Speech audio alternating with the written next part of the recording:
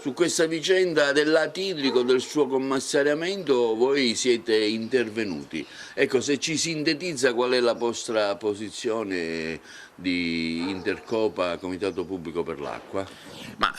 La posizione di Intercopa è quella del Forum regionale Acqua e Beni Comuni Sicilia, che ha diramato un comunicato e in questo comunicato ci diciamo contrari a questo commissariamento perché è un ostacolo al processo di ripubblicizzazione. È una cosa molto strana che praticamente la provincia di Agrigento e Lati di Agrigento, che è Lati più avanzata perché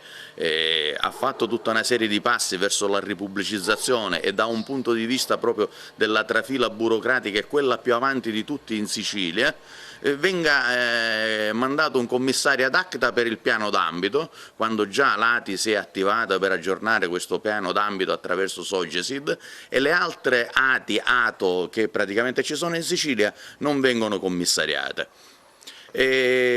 Una notizia che è interessante di questi giorni è che Lati di Agrigento ha vinto un ricorso al TAR insieme con AMAP Palermo contro il caro acque praticato da Sicilia Acque e avallato dalla regione siciliana. Questo significa che praticamente il prezzo dell'acqua all'ingrosso dovrà diminuire notevolmente perché dalla sentenza è emerso che veniva più che triplicato rispetto praticamente ad altre parti d'Italia.